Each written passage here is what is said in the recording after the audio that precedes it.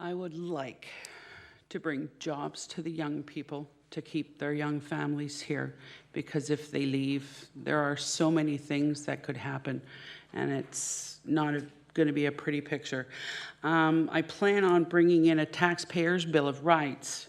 We should have one drawn up and put it before council, and it will outline where the money is going here in the city. Talking about transparency, what better way to do it than to let them see where their money is going, what this costs, what that costs, the streets when they, scrub them in the spring. I've gotten an email about someone who said that they were washing the sidewalks. That's not what they're doing. They're clearing the way for the drainage systems. And we need to know how much that costs, because they need to know where their money is going. Okay, thank you. Mr. Johnston. For starters, the things that the city of Sault Ste. Marie needs to do in order to rein in its spending and rein in its taxes, they need proper continuous improvement plans instituted across the incorporation. They need to be looking for cost savings. They need to form teams that will be specifically looking for how to do things better with less.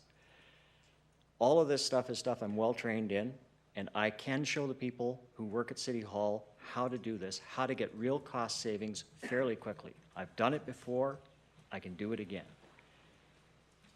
By doing this, you generate cost savings. You don't need to raise taxes. By not raising taxes, you're making the city more attractive to everybody. Second thing is, currently there is a long-range strategic plan. I've read the long-range strategic plan. It isn't one. It's a joke.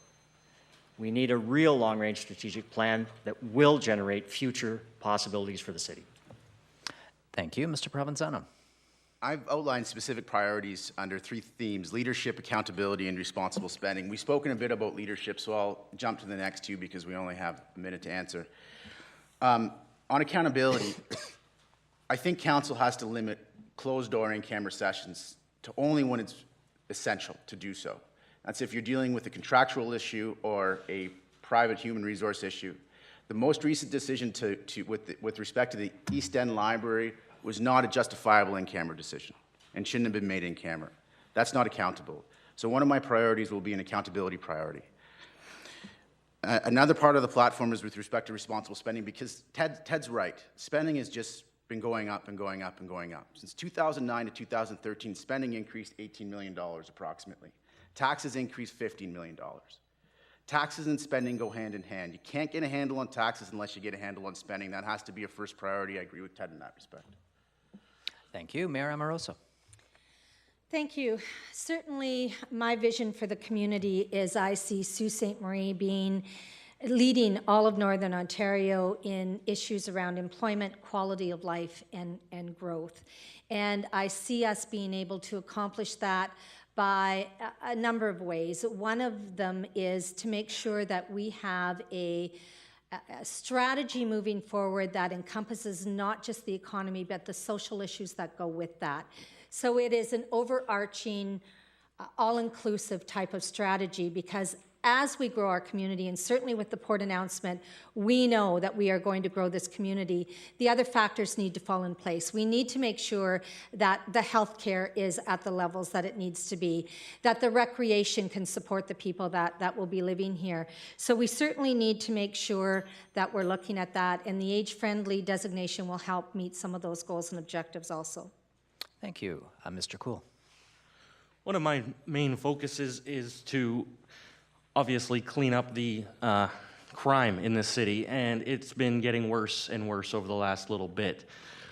And I think that has a little bit to do in relation with the lack of activities and recreational stuff to do with our young generation, and families aren't just as close as they once were, and they don't really keep an eye on what's going on anymore. So whether it be we need to bring in more for those younger citizens that, they won't be looking for trouble, or, we've had how much drugs coming through the city, and we need to look into these as well. That's just, that was one of my main focuses. So hopefully we can look into that. Thank you. Ms. Cook. Didn't I answer first? Pardon me? You want me to rebuttal? Yes, I'm Okay. sorry, I should have specified that this is the rebuttal round. Yeah. The crime is a problem. I understand that. But that is a policing issue, and it's their job to take care of that. So, not sure what City Hall can do about the policing issue. That's it. Thank you. Mr. Johnston? Statistics from many different Western countries show the same trends. Poverty and crime go together. If you eliminate poverty, you eliminate crime. So again, we're back to the economic thing. All of Mayor Amoroso's social issues that she talks about require funding. Again, you're back to economics. To get anything started in this city, we need to economically get things going again. That's the first and foremost. You can't have any of the rest of it until you fix that first. That's what we need to focus on for now. The city is out of time. Too many people are too poor to continue to fund the kinds of programs that we have here. We are not Toronto. We're not even Barrie or Sudbury. We're Sault Ste. Marie, and we have to start being Sault Ste. Marie. Thank you. Mr. Provenzano? Mayor Amoroso made a comment. She said, we know we are going to grow this community. We actually don't know that. The planning reports coming out of City Hall don't say with any definitive sense we are going to grow this community. They identify a population deficit if we don't have migration. Our birth rate is being outstripped by our death rate. As people retire, we're not going to have enough people to fill those jobs unless 11,000 people migrate to Sault Ste. Marie by 2026. That's a report out of the city of Sault Ste. Marie. So it's all nice to talk about the port, but we've been talking about the port for 30 years. John Roswell worked hard on that port for 10 years. And every time there's an election, there's a port announcement. So that port is not going to be what saves this city in the near term. We need that port to happen. It would be a great thing for us. But that port isn't happening anytime soon. The announcement was for a study. The announcement wasn't for a port, it was for a study.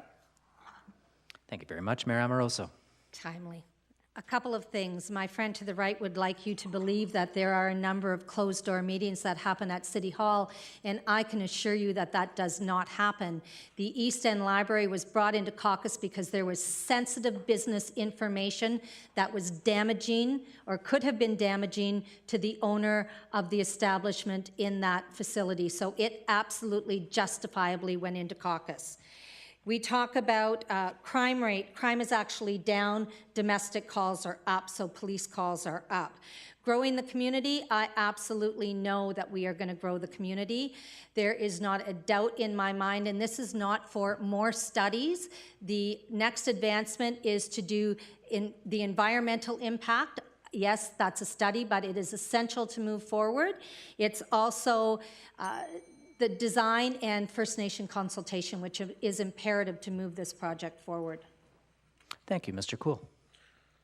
I think everybody makes a good point, but I have nothing further to add to that. Thank you. In that case, then, we'll go to question number 5. The city is rapidly aging. What plans do you have to aid seniors in their taxes and improving their quality of life? Thank you very much. And we begin with Mr. Johnson. Senior issue is very real, and again, we're back to this whole thing of taxes. Most seniors have lived here for the majority of their life, and they've invested heavily in this community. They deserve the opportunity to get some reward out of it as well.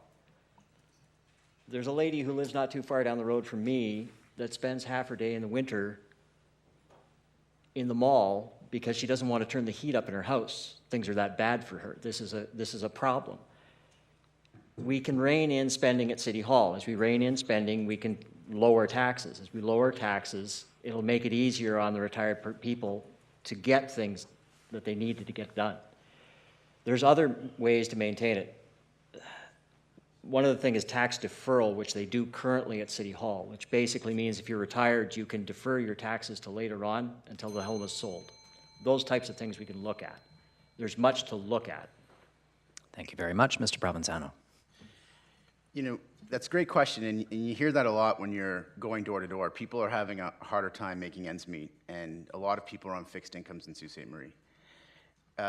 You want to make promises about taxes, but you can't. It's irresponsible unless you get a hold of spending first. As I indicated in the previous answer, spending in 2009 was about $165 million the city spent, $165 million. That's risen to $183 million. That's outpacing inflation. But fixed incomes don't outpace inflation. So it's getting harder and harder for people to make ends meet, and we keep on spending.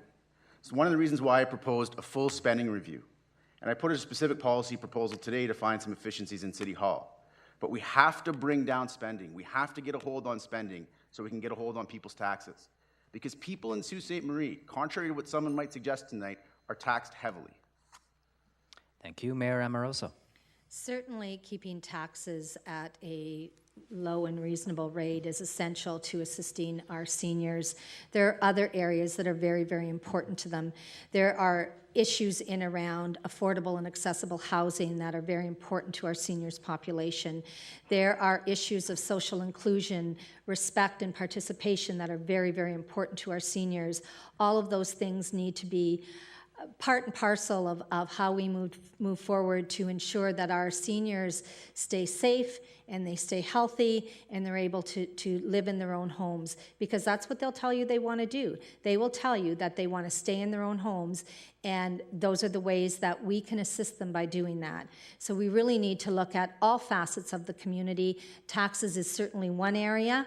We saw a 0% increase in this past year, and certainly we will work hard to make sure that our seniors are able to maintain their homes. Thank you. Mr. Cool. It's simply a matter of reducing unnecessary spending without losing jobs for members of the community. We have an abundance of closed down old public schools throughout the city, and we need to possibly look into changing those into, whether it be retirement homes, or we have all that property that can be used for example, a long-term care facility for our aging population. We don't want everybody to, move and leave, like, for example, go to Elliott Lake, but we don't want the city to become a retirement town as well. Okay, thank you. Ms. Cook. I know that the aged population we need to be able to keep their taxes down. So I like the idea of having a deferred tax option for them, because they shouldn't have to go into an aged facility if they don't want to. As long as they're able to look after themselves, they should be able to stay in their own homes. And we should be able to maybe get some community activities for them to keep them busy and healthy, because the healthier you stay busy and you stay healthy.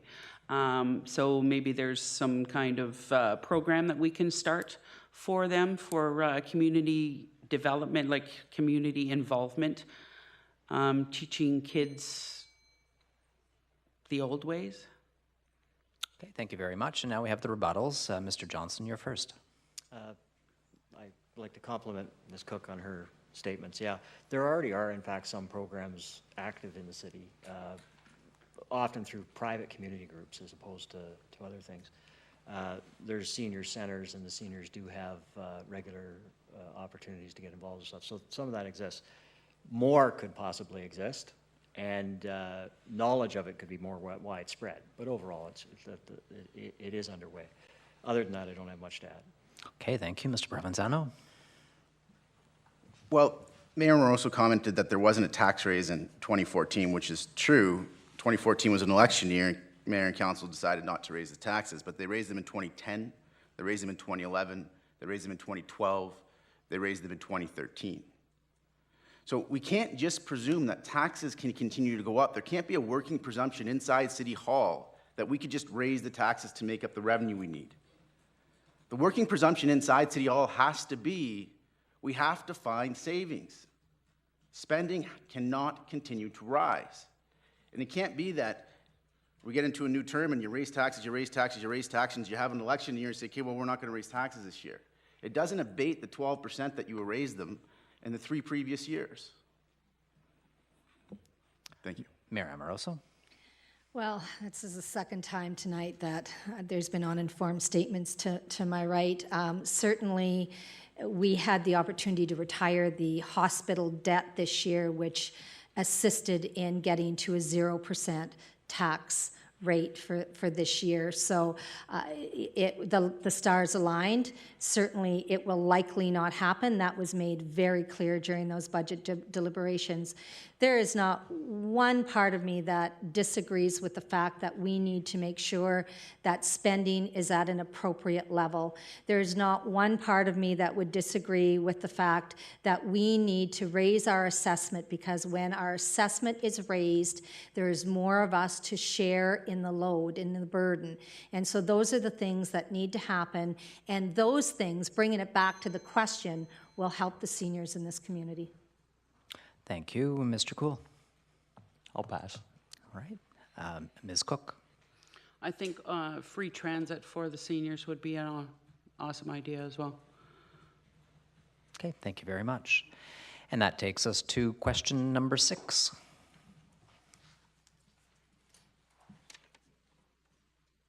This question is from online.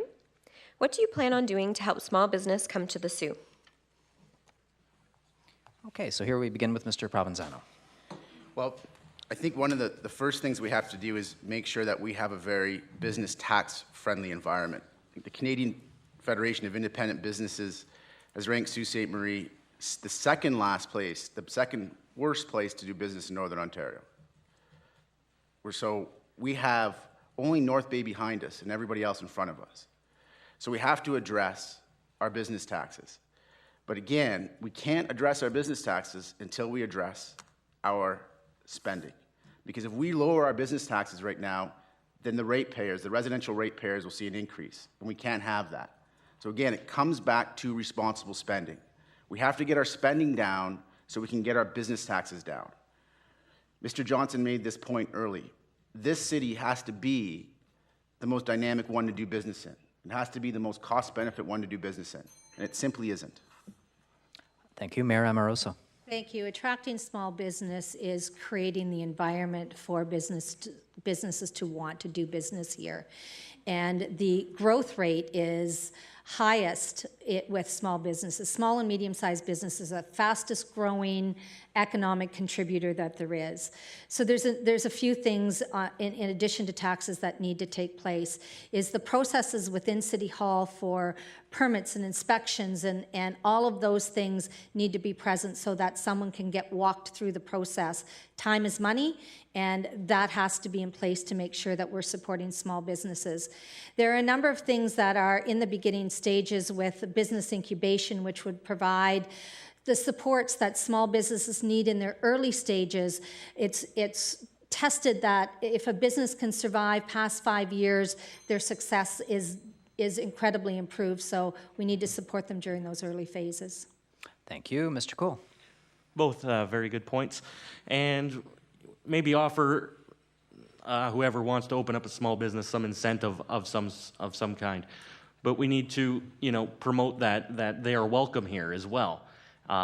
It feels like there's people that want to open up a business and they just don't feel that it would thrive in this city. And why is that? So we need to look into why it won't thrive, but we need to promote that they can and that they will.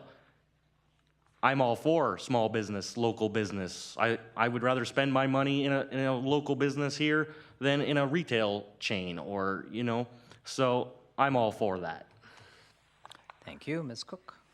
Retail chain brings in money, builds the economy. A friend of mine wanted to create her own business at a cost of over $60,000 of her own money. And when she went to the Economic Development Corporation, they were going to give her $3,000.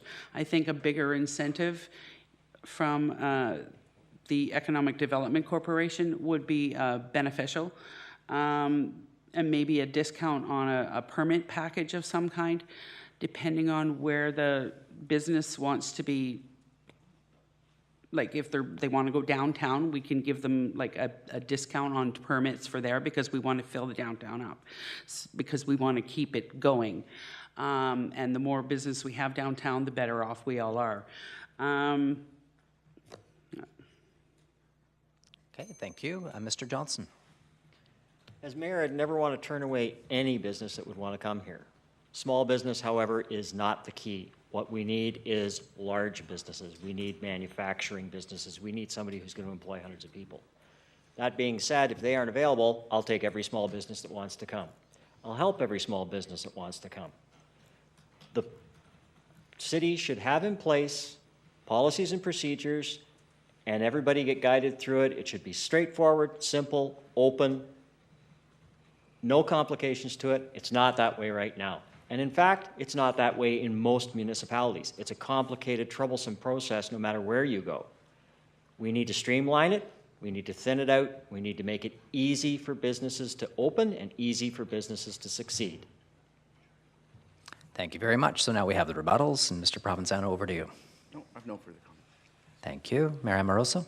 I would just really like to throw out a caution. When we talk about incentives, there are rules and regulations, again, incentifying some businesses. So although it would be great if that could happen, it's not always something that can occur. So I would caution that there is a thought process where people think we can just dole out money and it will bring business. That's absolutely can't happen. And certainly our Economic Development Corporation does what they can to attract businesses here.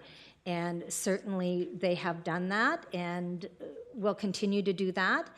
But we really need to be cautious about the incentive word, because some of that is not necessarily within our legal ability as a municipality to do. Thank you very much. Mr. Cool? No comments. Ms. Cook? The incentive was just a idea that I had. I didn't mean that we were, going to do that for every business. I was just trying to figure out, we need to figure out a way to help these people who want to do business here in the city to keep their business here once they open them. Okay. Mr. Johnson? Yes, I'm glad the mayor made the point that there are certain rules that have to apply and they have to be followed. That's why I said we need to streamline the process into which this happens. It has to be made quick for businesses. You can't circumvent any of the laws. You have to follow the acts as they're written. If there's aspects of the act that are wrong, that are preventing things from happening, you need to lobby the proper layer of government to make sure that those are changed. But you do have to follow the letter of the law. That's one of the reasons why it is difficult to compete with other cities in the province, because the laws apply to all of us. All right, thank you. So I'd like to ask our panel to present question number 7.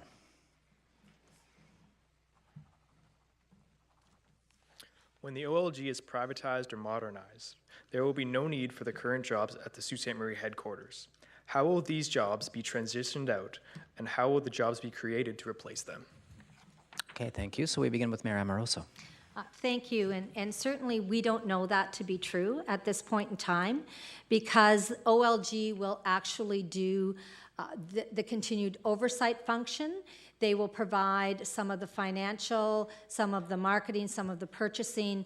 That is all done within the Sault Ste. Marie environment. So we're not sure that these jobs will be transitioned out. Some certainly may change. The municipality doesn't have a lot of opportunity to weigh in on how, in fact, that's going to occur. The private operator will do that. What we have been doing is urging OLG to provide some assurances to staff that they will have the opportunity to transition, they will have the opportunity to get the education and the training that they require, and that they will be able to have skills that will be transferable to other positions. So we have limited input. We just need to continue to capitalize on the opportunities and make sure that we're bringing as many of these proponents here to set up right here within Sault Ste. Marie. Thank you very much. Mr. Cool. It would certainly be detrimental to our community if those jobs were gone and we did lose them. And as Mayor Amoroso's just said, we don't know for sure, and until there's more information there, I mean, I personally can't speak for OLG by any means, so I'm not going to, continue to ramble on about something that I'm not personally familiar with, so. Thank you. Ms. Cook. It's hard to predict the future, but if the OLG wants to privatize, there's nothing we can do to stop them other than to hope that they keep a major majority of their employees here in town. Thank you. Mr. Johnston. Yeah, that is basically the situation. It's rather beyond the control of the city council, outside their purview. So other than requesting, as they have, that OLG consider the well-being of the community, there isn't much else that can be done at that point. Thank you. Mr. Provenzano. I would agree that it's arguably beyond the control, but it certainly isn't beyond the reach and the effort. There's going to be a process whereby these jobs are going to be privatized. This industry is going to be privatized, but there's going to be a private company that picks up those opportunities, and there'll be an opportunity there. So we have to make sure that we have the skill sets and the staff available that we can make the pitch that Sault Ste. Marie is the place for them to be. And it goes back to what I was saying about being an engaged mayor and an active mayor.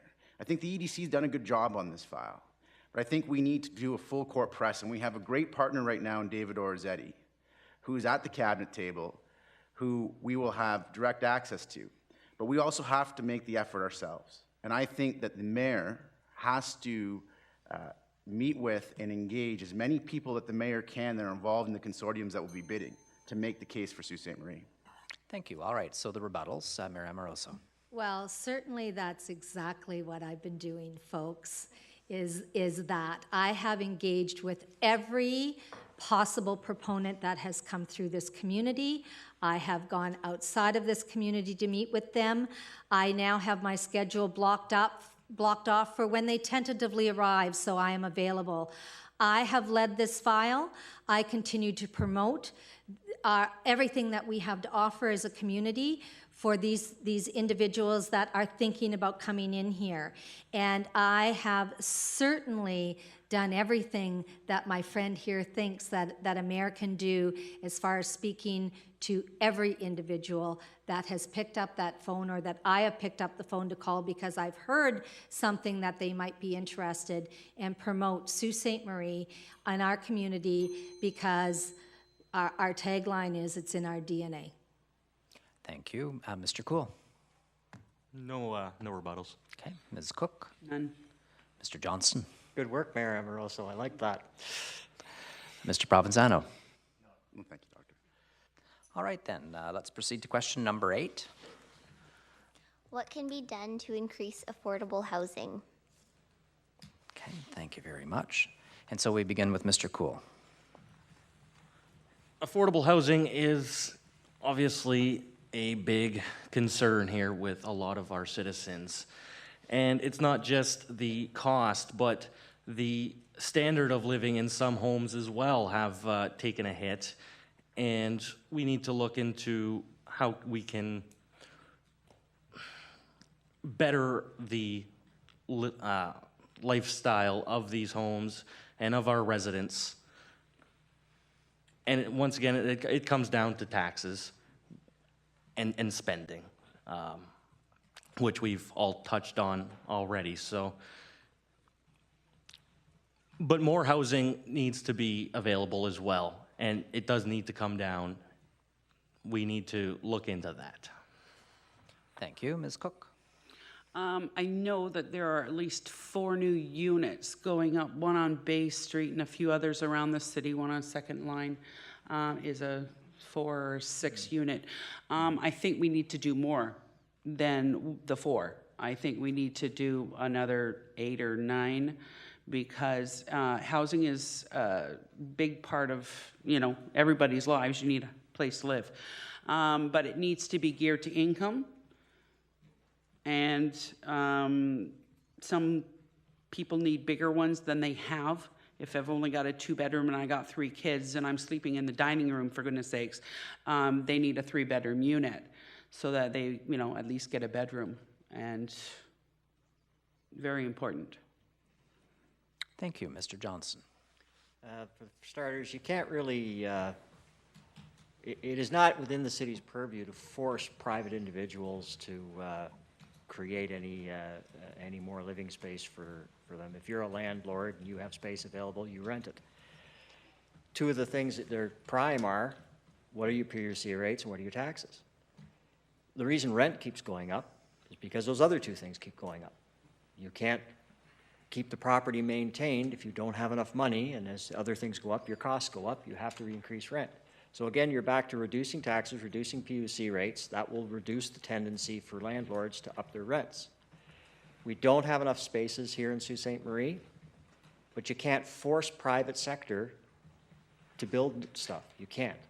You can only make it attractive for them. It's just like getting new businesses. It's the exact same thing. You make it attractive for them to do it, they will do it. Thank you. Mr. Provenzano. Yeah, I largely agree with Ted. There's a couple things, though, I think that are within the municipality's purview. We're obviously responsible for zoning, and you can focus on residential intensification where we make it easier for people who are interested in changing their zoning. Let's say if they are single family and they'd like a duplex, or if they're a duplex, they'd like a triplex. So we do have some tools in our zoning belt where we can make it easier for landlords and property owners to turn their current accommodations into multiple accommodations, if they're interested in doing that.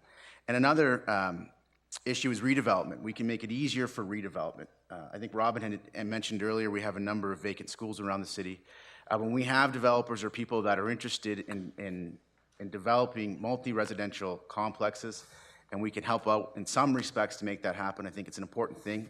We have to continue to work with the Ministry of Municipal Affairs and Housing, and obviously our provincial member in that respect too. Thank you. Mayor Amoroso. Certainly, I agree with some of the previous comments about zoning being in our tool belt. Certainly agree that there are some opportunities to be able to make it more attractive for developers to build. One of the key things that we have to do is we need to work with both the provincial and the federal governments, because they have discontinued their affordable housing programs, and they did that a number of years ago. I think they're starting to realize the importance of not just affordability, but accessibility, because that's a key factor also. So it's really important that we engage our other levels of government in addition to the tools that we currently have to be able to heighten the importance for those folks so that they rethink their discontinuation of those programs. Thank you. So now we have the rebuttals. Mr. Cool. No. Okay, thank you. Ms. Cook. That's fine. Mr. Johnson. Opportunities exist, I agree. Problem is, most of them are lost opportunities. The past 20 years has shown that this city has had a number of lost opportunities where things were not done. The city has been in decline for that period of time. Its population has been leaving. Its job situation has been dismal. So yes, opportunities exist, tools exist, but they're not being utilized properly. Okay, thank you. Mr. Provenzano. Yeah, I think that if part of this issue is that funding has been discontinued in the last few years from our provincial or federal partners, and I think it's mainly the federal partner, that's when the mayor has to get up and go. That's when the mayor has to get up and go to Ottawa. And that's when the mayor has to meet with ministers and the people that are making the funding decisions, saying, look, this is not good for Sault Ste. Marie and other cities like Sault Ste. Marie. It's part of the mayor's job and responsibilities, in my opinion. Thank you. Okay, thank you. Mayor Amoroso. And once again, thanks to my friend on the right for highlighting my responsibilities. And so I can tell you that we can just do the checklist all the way down. Been there, done that, continue to talk to all levels of government, and continue to work very strongly with our Northern Ontario partners, because this is a collective issue across the North. And we'll continue to do that, given the opportunity from this community to do so. All right, thank you very much, everyone. So question number 9, please. This question is from Algoma University. What will you do to make Sault Ste. Marie a greener, more environmentally friendly city? Okay, thank you. We begin with Ms. Cook. Greener. I love green. It's my favorite color. We need to use more sustainable solar, wind power. We have the solar panel farms, and we have the wind farms. We should be able to build our own, like in our own backyards, we should be able to do like small farming, so that organic foods that we can take to the farmer's market and sell if we feel that we need to, if we have too much, you know, or donate it to the soup kitchen. The wind farms are, I think we need more, because, and same with the solar panels. I mean, I was thinking actually about putting solar panels on my house and selling it back to the PUC. Thank you. Mr. Johnson. Part of it stems from the definition of green. I know there's a lot of people who support wind power, for example. I have firsthand watched them put up a windmill.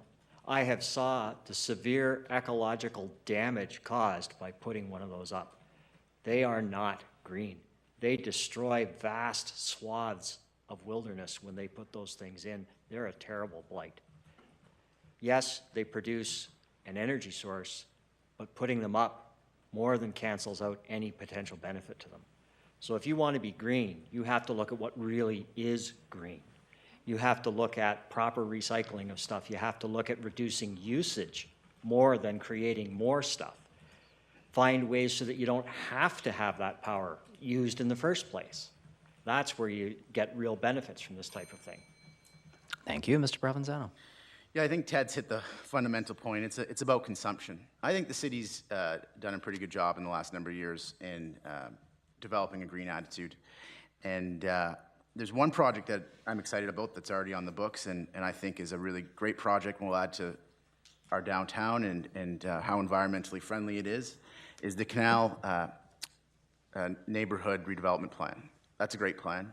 I'd fully support that as mayor. I think it's a really green plan. I think it would bring a lot of great green space to the downtown core, and I think it's a great initiative, and we should do more of that through the downtown core. Thank you. Mayor Moroso. Agreed, the Canal District is a shining example for sure in a number of areas. I think to add to what the former speaker said is we can't forget some of the waste to energy projects that we have on the books, and we're seen as an innovator in this area, and we're looked to from other communities for some of these projects that are ongoing and are in their pilot stage.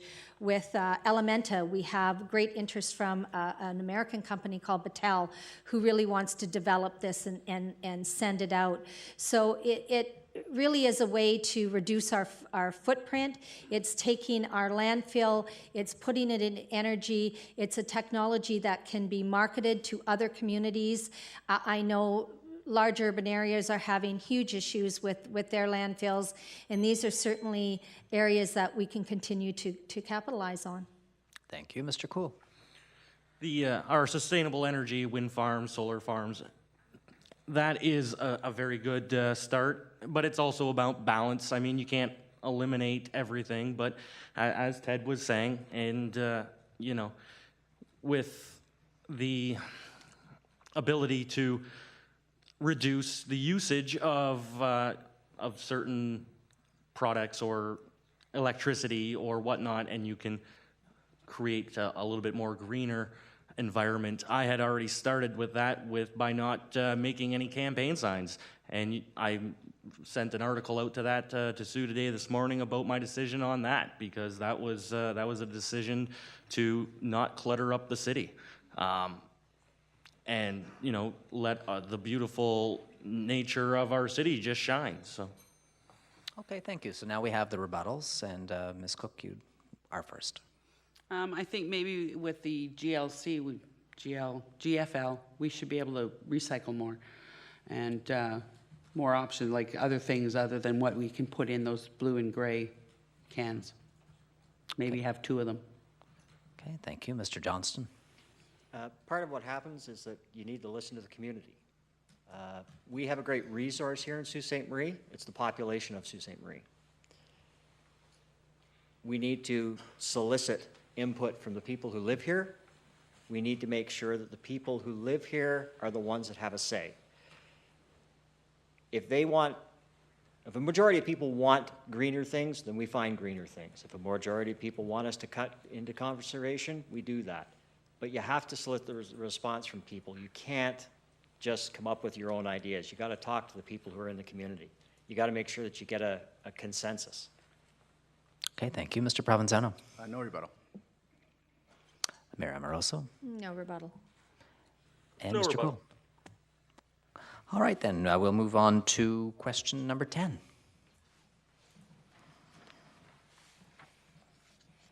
Where do you think the city's budget ought to be trimmed or redirected? And we begin with Mr. Johnson. Well, I've actually read the city budget. Last year's, the year before that, the year before that, the year before that. One of the interesting things is you can't compare them. Each year, the budget items vary a little bit. It's almost as though somebody has purposefully made the budgets confusing so that the average person can't understand them. But if you work at it hard enough, you can figure out where the monies are. There's a thing on the budget every year that's called discretionary spending. In some budgets, it's approached $10 million. That's a huge amount of discretionary spending. I'm sorry, I've been in business. If I had ever gone to my managers and said, yeah, here's my budget, there's just a couple of million in discretionary spending for me, I'd have been turfed out the door. That's got to stop. Overspending has to stop. Live within your means. Thank you. Mr. Provenzano. A fundamental key part of the platform that I've put out is a full spending review. The mayor's one vote here. So to get things done, you have to create goodwill, and you have to get everybody going in the same direction. I've looked at the budget as Mr. Johnson has, and I agree with him. It was hard to follow the budget year after year, but I've looked at a number of them. And we're now spending upwards of $185 million. There's lots of things in there to be considered. We didn't know until recently that we were spending $100,000 a year on the East End Library. So what I would propose to do is I would have the council and I work together on doing a full departmental review, department by department. And the councils will be responsible for presenting to the rest of the council and the department they've reviewed. It's not sufficient to be part of the budget planning process 4 times a year. The mayor and council have to be fully engaged all year long on how your money's being spent. Thank you. Mayor Amoroso. Well, the mayor and council are engaged 12 months a year in the budget. Every council meeting, for anyone who watches, you will see a senior staff present their budget. They are always asked to rationalize it. They are always asked to outline the efficiencies that they've made. You can look at the budget and you can see that there has been a reduction in staffing. And I don't disagree that we need to always make sure that we're looking at efficiencies. And that is done, again, all year round. It's done throughout. It's done in open council in front of everyone. In addition, there's a budget committee that's structured to have ongoing look at it and make sure that everything is operating the way it should. One of the key things is, I'll save it for the rebuttal. Thank you. Mr. Cool. I don't think there's any one area where that you can, firmly just decide where you're going to trim or cut the budget. And, you can plan for one thing or another, whether it be snow removal, for example, but that is as random as anything due to how our winters are. So you plan for that one year, but then you get a bigger snowfall or a bigger, longer winter, and then it just creates, so you need to be adaptive with it. And whether it be that I would need to take a decrease in a wage per, with the city job, and maybe look into it in that regard. Thank you. Ms. Cook. The the discrepancy spending could be used for snow removal if it exceeds the budget. The taxpayers' bill of rights so that they can see where the money gets spent. And I've been to a couple of the city town, like the meetings, and I know exactly what Debbie's talking about. But I also would take a 25% cut in my pay and give it back to the city. Okay, thank you. So the rebuttals, Mr. Johnson, you begin.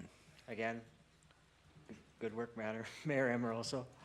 I'm not saying the city doesn't do anything, because they do. There's people at city work very hard. There are people at city that work tirelessly to try and make things better. They want to see the community grow. They want to see the community better off. I do too. And I'm looking forward to working with those people. However, the city also could be doing more. The budget process is terrible. It's so badly done. It's not consistent. It needs to be revamped from top to bottom. That's all there is to it. It will be a very time-consuming process, but it has to be done. Thank you. Mr. Provenzano. Well, I don't know how Mayor Amoroso contends that the mayor and council are doing this all year long. If they're doing it all year long, they're missing opportunities all year long. Because spending has gone up $18 million. Taxes have gone up $15 million. What are the efficiencies that you have found? Where have you found those efficiencies? And how have you found those efficiencies? What has this current mayor and council done to rein spending in, to make more things more efficient at City Hall? I agree with Ted. We have a lot of great employees in City Hall who are working on behalf of the city. That doesn't debate the fact, though, that spending has been on a constant march upwards. Thank you. Mayor Amoroso. The Corporation of the City of Sault Ste. Marie is a service organization. What the city does is they go out and they provide services to their citizens. That equates to salaries. 85% of the budget, as is not unusual in a service organization, is salaries and benefits. That is primarily in our budget. The increases you've seen are with fire and police, much of which are not areas that we have any control over. So there is 15% of the budget that is analyzed and we have some good control over. And that's where the efficiencies are outlined from the staff. There's council members that bring countless resolutions forward to look at other programs, other initiatives, to make sure that they're all capitalized on. Thank you. Mr. Cool. I think everybody makes a very good point with their arguments about that, and I have really nothing more further to add myself. Thank you. Ms. Cook. I'm good. All right, then. We'll move on to question 11, please. Algoma University has recently seen a significant rise in international students. What will you do to help make Sault Ste. Marie a more welcoming and inclusive community for international workers and students? Thank you. So we begin with Mr. Provenzano. Yeah, I think the work that's been done at Algoma University over the last number of years is great work, and I really personally welcome the diversity in our community. I think that is about leading by example, and I have a history of being a very inclusive and open participant. Everything I've engaged in, I welcome people to come work with me regardless. The city has a lot of opportunity to do that through both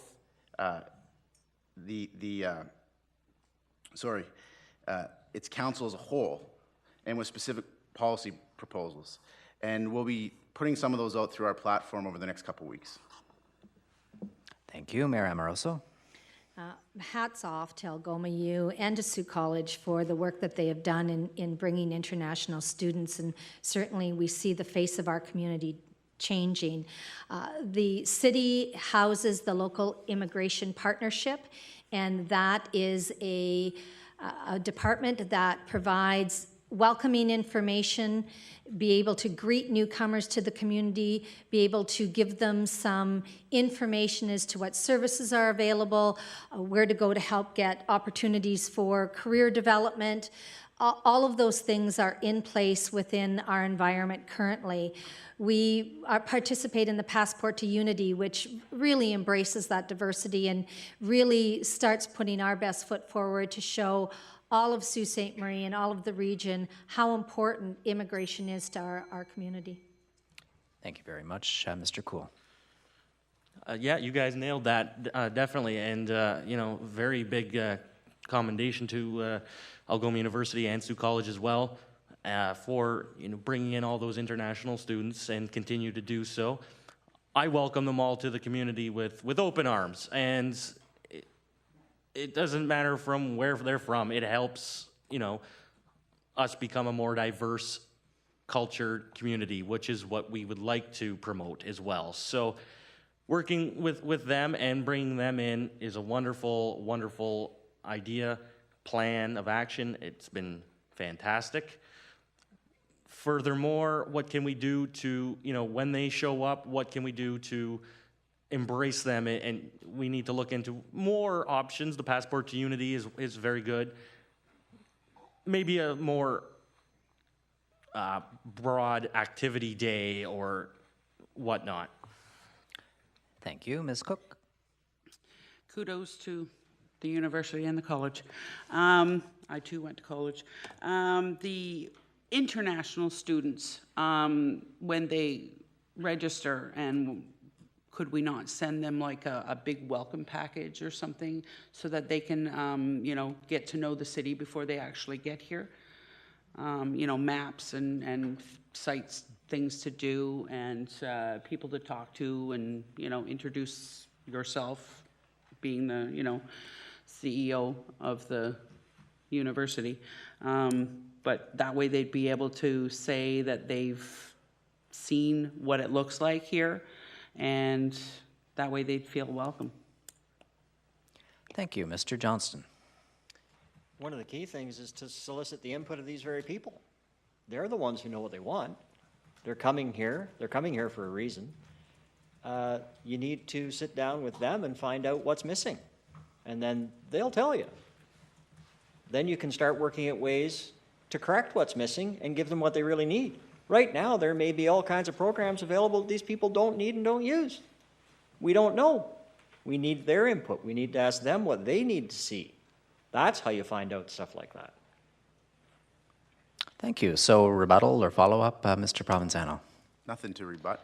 Mayor Amoroso? Nothing to rebut, but certainly some follow-up, and the citizenship ceremonies that take place are really something that are exciting to watch our new citizens. But unfortunately, every part of our community does not embrace that diversity, and we have had some difficult situations that have occurred. You may remember a couple of years ago, a young Algoma U student got water thrown at her, and in partnership with Algoma University, we formed a racial harmony committee that really looked at ways of how we can communicate to the public the importance of these students, of welcoming newcomers to this community, and looking at ways to try and ensure that there is racial harmony among this community. So it's unfortunate that these situations do happen, and we need to address them boldly when they do. Thank you. Mr. Cool? Those situations will arise anywhere, obviously, and we just need to educate the public a little bit more on that, and hopefully people will be better understanding. Thank you. Ms. Cook? Nothing. And Mr. Johnston? No, I'm fine, thanks. All right, thank you then. So on to question number 12, please. This question is from the Chamber of Commerce. As mayor, what would you do to increase the accountability of PUC to the community and to its sole shareholder, the City of Sault Ste. Marie? And what do you feel should be done regarding the water issue? Okay, we begin with Mayor Amoroso. The water issue is something that is a high priority for this council, and certainly we have had the PUC executives in open forum, public meetings, outlining what their plans are, outlining how they need to communicate with their customers, and we need to continue to hold their feet to the fire. It's just impalpable that people are dealing with these water issues, and we need to make sure that the experts that have been engaged can continue to work towards the resolution, because the resolution is something that each and every one of us wants to see. And so making sure that that's done openly, aggressively, and ensuring that we get resolution to these issues. Thank you. Mr. Cool. Absolutely, and that is a horrible issue for our community, and a lot of people have voiced their concerns over it. Unfortunately, that has already happened, and we need to look to the future of where we can solve that and make sure it does not continue to happen again. I personally think PUC maybe should reimburse some of its customers, or all of its customers in some capacity or another, for the services lost. I mean, myself personally, I'm not an East End resident, but if I were and I was dealing with brown water and undrinkable water, I would be really upset, and I would probably go marching in there myself, demanding, you know, a reimbursement of some kind. There's many things that we need to look into for this not to happen again. Thank you. Ms. Cook. However, I live in the East End, and I have not drank the water out of my taps for the last 3 years, and neither have my kids or any of my animals. The PUC needs to change the water to the way it was. There was nothing wrong with it. Why they changed it is, you know, was their decision. They made a bad one, and they need to be accountable, and they need to change it back. Thank you. Mr. Johnston. I believe the problem's a little more complicated than that. The PUC was under pressure from outside sources. The thing is, it has happened. It has not been very well dealt with. The PUC is 100% owned by the citizens of Sault Ste. Marie. If there was another company to go to provide services, you can bet that the people who are living in the affected areas would have went to another competitor. But it has a monopoly. As a monopoly, does it really have the pressure on it required to do what would be done if it was a competitive situation? Probably not. I don't know how much the lead executives at the PUC make, but I'm pretty sure it's 6 figures, and I'm pretty sure they aren't worth the money. Tell them that and get them on the problem. Okay, thank you. Mr. Provenzano. Ted makes a really salient point, which is that the PUC is entirely owned by the city of Sault Ste. Marie. It is responsible to us. I raised this issue at the outset of my campaign because I thought it was a really important leadership issue. If there is a ward issue, a ward councillor would take responsibility for that. But if there is an issue that affects the entire city, it is the mayor's responsibility. And it was my opinion that this was an issue that was not singularly a ward issue. And I've knocked on doors, and I've knocked on doors in every ward, and it was been raised in every ward. So what I would do is I'd personally sit on the board of directors. There are 9 directors on the board of directors. There are 18 directors on our hospital board. 18 directors on our hospital board, but only 9 directors on our board that's responsible for our water and our power. I'd like there to be a bigger board of directors. I would sit on it, and I'd want more councillors to sit on it, because that's where the accountability occurs. Because if something like this goes south again, then you can vote your councillors and your mayor out. All right, thank you. So now we have the rebuttals, and Mayor Amoroso, you're first. Thank you. Certainly there was provincial legislation that created the mandate for the change to occur. And certainly through this process that we upped the council participation from 2 to 3 members. There was a water quality improvement plan where 3 additional members sat on that, and they were the Ward 1 representatives and 1 Ward 2 representative, which, although this is a citywide issue, that was the most primarily affected area. I see that the important role is making sure that the experts have the opportunity to resolve this. I am not an expert in chemical engineering, and so putting the people in that board, on that board, that have the expertise and the knowledge, to me is critical to moving this forward. Thank you. Mr. Cool. Basically, we just need to, as Debbie said here, let the experts take over that, because that needs to be modified, that needs to be changed. And as Ted had mentioned, if there was a competitor, I would agree that most have or all would have gone to them as well. But so it needs to, we need to, as a community, work together and focus on them and be aggressive for these issues to be solved. Thank you. Ms. Cook. All I know is if it wasn't broke, why would you fix something that wasn't broke? There was nothing wrong with our water to begin with. We had the best tasting water. We have ships coming into Lake Superior, scooping up water in their tanks and taking it home with them. And we pay higher prices and we have crappy water. It's unacceptable. Thank you. Mr. Johnson. Unacceptable, yes, but in the past as well. We have to look at fixing the problem, getting ahead, getting moving, and making sure that this type of thing never happens again. We got to find out why this happened, what caused it to happen, what are the exact reasons behind it, how are we going to make sure it doesn't ever happen again. Thank you. Mr. Provenzano.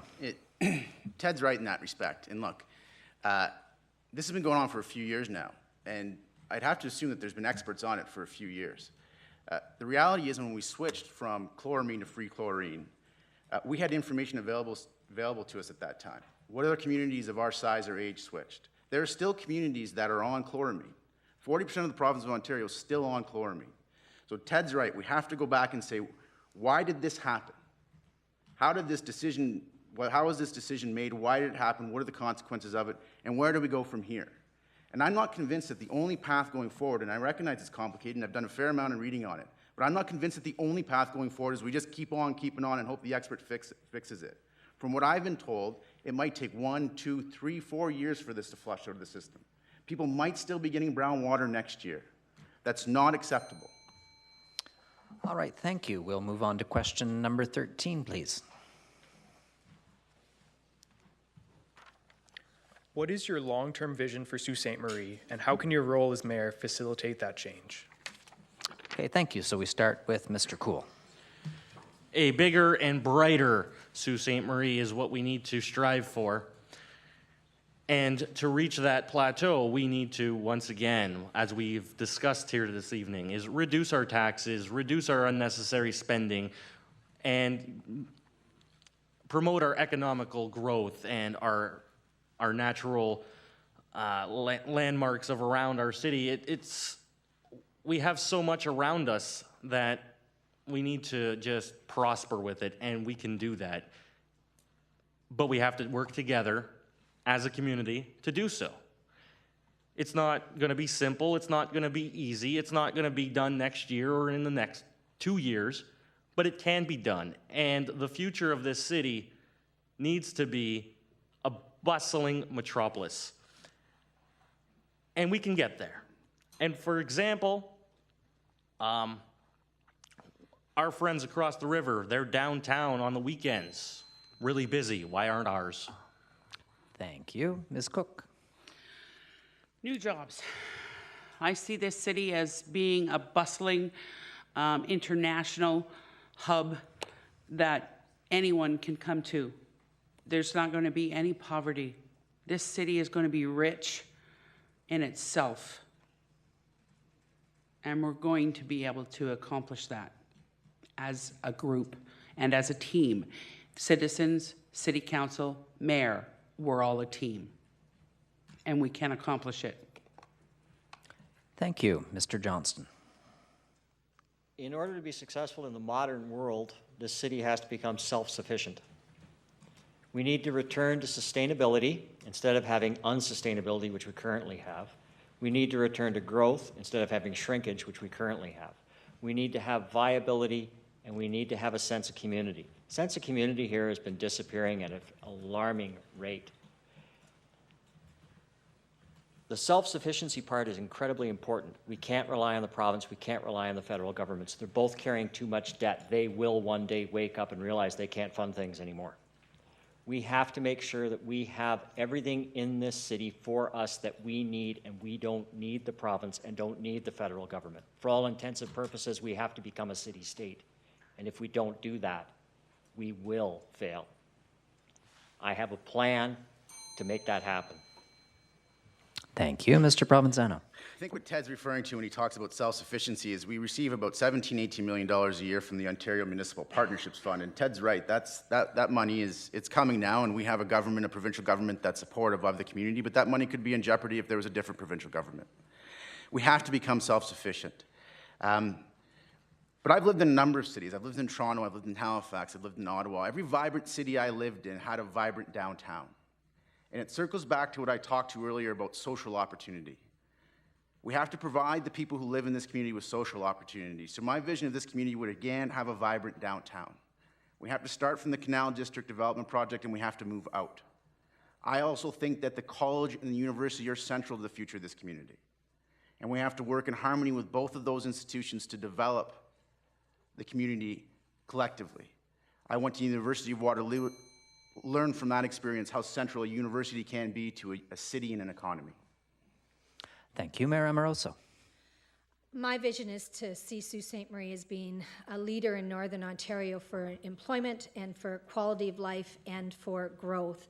And that's accomplished through low taxes, increased assessment, good processes to make sure that our developers can come in and do the work that they need to do to grow the community.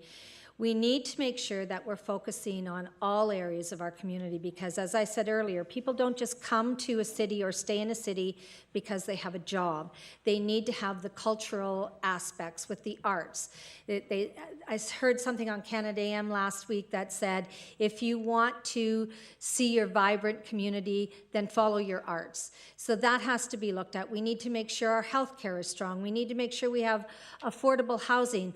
All of those areas, all of those aspects through the age-friendly designation will tackle each and every part of our community. Thank you. So now we have a few minutes for rebuttals or additional comments. Mr. Cool. I think everybody has made a pretty valid point when it comes to what the future of our city needs, and I agree. Okay, thank you. Ms. Cook. Yeah, we all have our own ideas. Thank you. Mr. Johnston. We're good. Mr. Provenzano. No, thank you. And Mayor Amoroso. I just would like to say that, you know, we certainly are looking at every aspect of our community and with the sole objective of growing this community as we have seen in past years. And I think we see some projects that are in the works that can do that. So thank you. Thank you. I believe we have time for one final question, so please go ahead. What will you do to support the development of the arts and cultural industries in the city? Do you support increasing the amount of funding directly available for local art organizations? Thank you very much. So now we begin with Ms. Cook. Develop the arts. Developing the arts, like we can get the kids involved that are in the primary schools, high schools, and expose them to the arts, whether it be music, painting, libraries, reading. We need to develop this as the younger they are, because they are going to be the future of our arts departments in school and in the community. Thank you. Mr. Johnston. To answer the question directly, increased funding, no. The city of Sault Ste. Marie has been overspending for years. The city of Sault Ste. Marie does not have the capacity to increase funding for things such as that. Our roads are falling apart. Our infrastructure is failing. Earlier this year, the city got handed a report from an engineer group saying that there's $20 million in expenses pending that have to be paid off over the next 5 years. The city doesn't have the money for this kind of fringe thing. I'm sorry, it's just a reality. We have to deal with reality. I know nobody wants to talk about this stuff. I know nobody wants to say that we don't have the capacity to do it. We're not Toronto. We don't have their income. We're not even London. We have to start being Sault Ste. Marie. We have to fund what Sault Ste. Marie can afford. Then, after we get our spending in order, we can look at things later. All right, thank you, Mr. Provenzano. Yeah, ideally, and it's, the arts are so central and fundamental to a vibrant downtown. I've personally supported the arts privately, and I'd love to say that I'd support them from the mayor's chair, but Ted raises the fundamental issue, is that we're overspending. Our art gallery doesn't receive a significant amount of funding relative to other art galleries in Northern Ontario. I've looked at that. It'd be nice to say to the art gallery, we have more money for you. I would personally like to do that. That's a value choice that I would make. But I'm just one voice on council. I'm one vote on council. What I would propose we would do is we would have a full spending review, then we would have a priority session where we say this is where we need to spend money. And if there's money left over, I would be a huge proponent of allocating that money to the arts. Thank you, Mayor Amoroso. Thank you, and I've talked a number of times tonight about the importance of all arts and culture, and certainly when you look around our community, we have some exceptional talent, and we have some organizations, volunteer-run, fundraising run, that do great work, and it doesn't always mean a budget line. Certainly it would be great, and I agree we need to look at every aspect of our spending, but there are things where we could and have provided our municipally run facilities to help events such as Passport to Unity, those kinds of cultural events in the city. So there are things that you can do that are within your spending allotment. A facility may not have anything running, and those are things that help that community. All right, thank you. So we have time for a round of rebuttal or follow-up. Mr. Cool. Obviously, for starters, big supporter of our arts and around our community, and creativity is key. Obviously, creativity is a big thing for a lot of people, and I support that 110%. Direct funding, I'm going to have to agree at this moment in time, I don't think it's feasible, but if they can fundraise and volunteer, as Mayor Amoroso stated to, then yes, that's beneficial to them, and it's also beneficial to our community, and we need to just promote them a little bit more as well. All right, thank you. Ms. Cook? I'm good. Thank you. Mr. Johnston? Yeah, the volunteering thing is good. I would love to see more people volunteering in this city for various things, especially if it's going to save the city money. In the long term, if you donate some of your time to help your city, you're going to see a benefit down the road. One of the reasons I decided to run for mayor, I got involved with ratepayers organizations, and without people getting involved in their community and doing things for their community, they're not going to have a good community. We need to get a better sense of community. We need to be more willing to help each other, more willing to support the people that are around us. But financially, the city can't do a lot of things that it says it wants to do. The money just won't be there. Thank you. Mr. Provenzano? I think we've seen a constant trend throughout the night, and I think there's significant agreement, at the very least between Ted and I, that we've really got to get a handle on spending. And I think that this has been a great debate in that respect, because we didn't see a whole lot in the community prior to this, a whole lot of conversation about getting a handle on spending. But there are some important things that we need to do.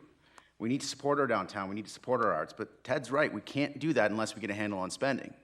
So in this sense, this debate's been very fruitful and beneficial, because there's somewhat of a consensus that, hey, spending keeps on going up, but our population isn't. We're going to have less people, unless something changes dramatically, footing the bill. And if that happens, we'll have less money to do things that will improve the quality of life for people in this community. All right, thank you. Mayor Amoroso?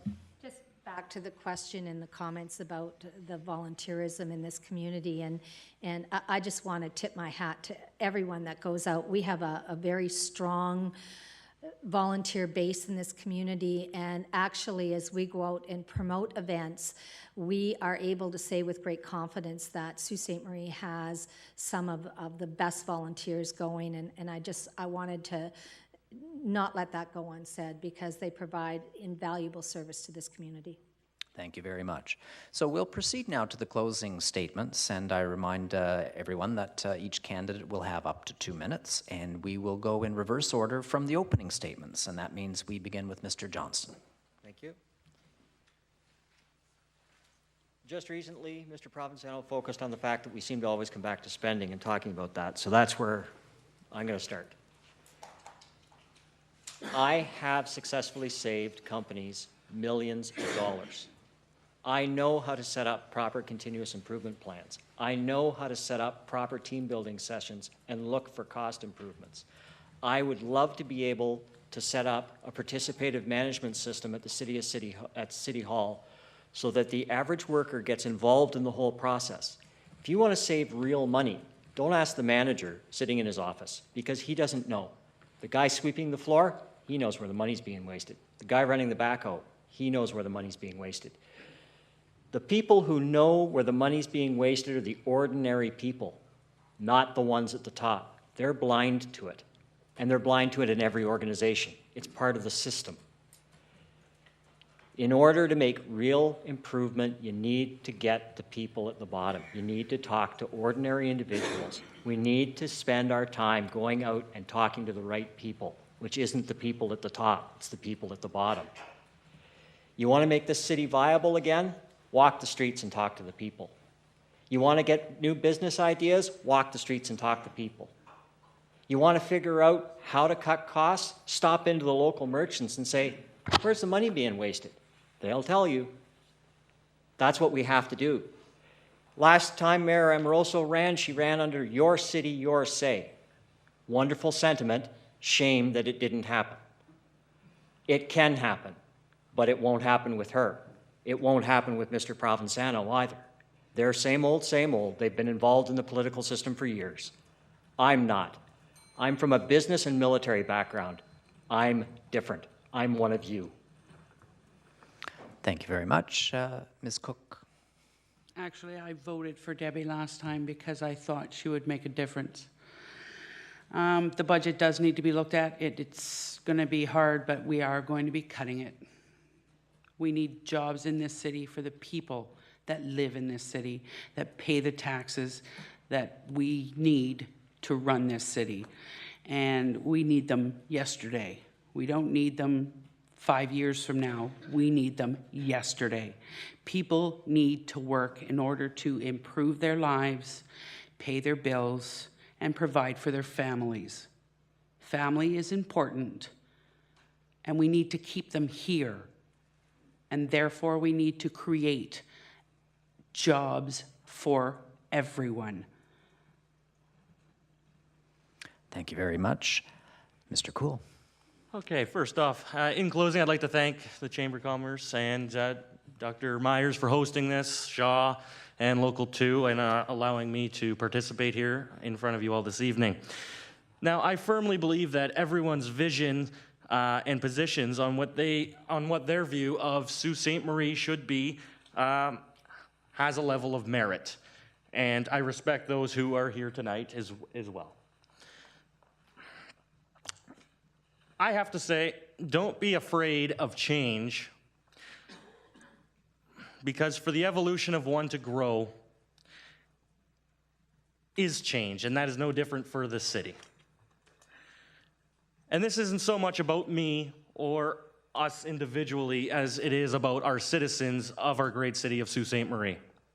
And I can only fathom what a great city this city can offer in the future if we all come together and work as one.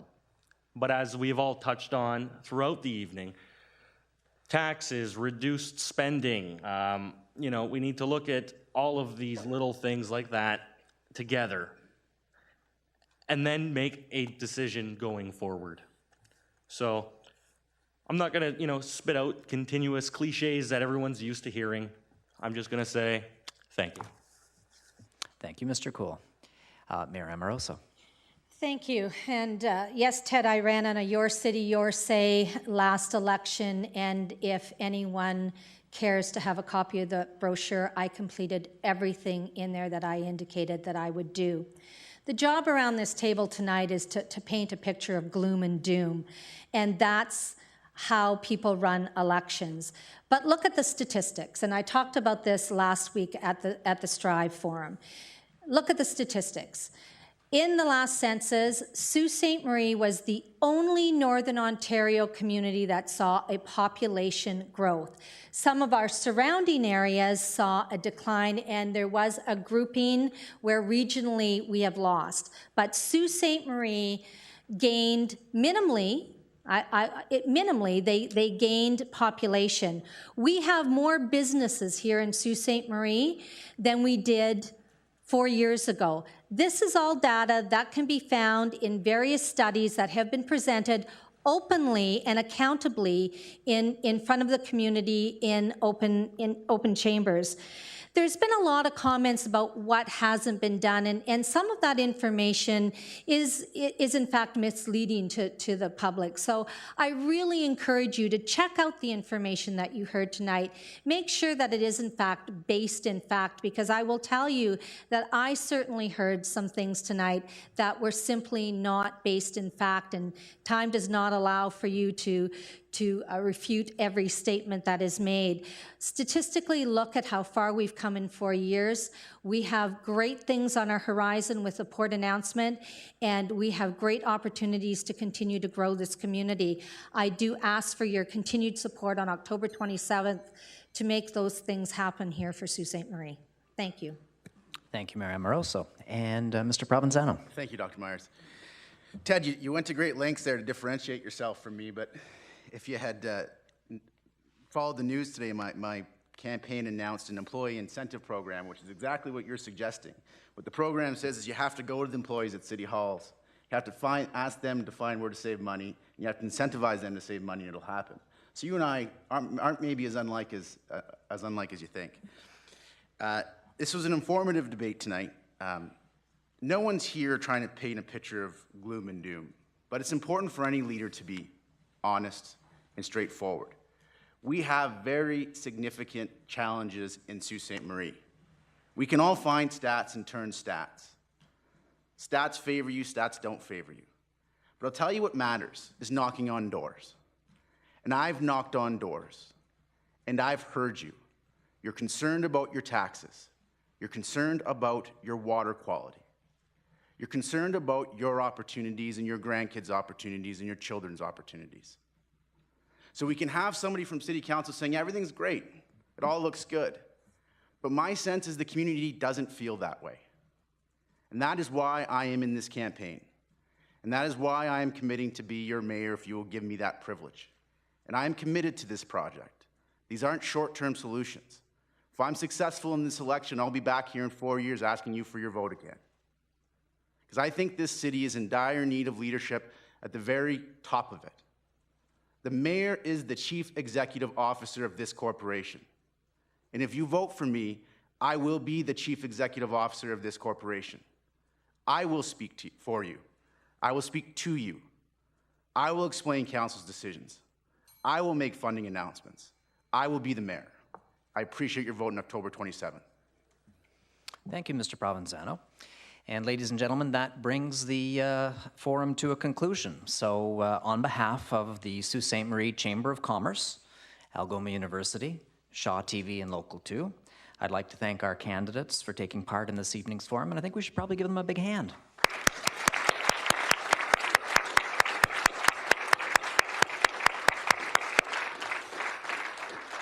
And let me say thank you to all those who attended our session here in Council Chambers, and of course to our viewing audience on Shaw TV and on Local 2.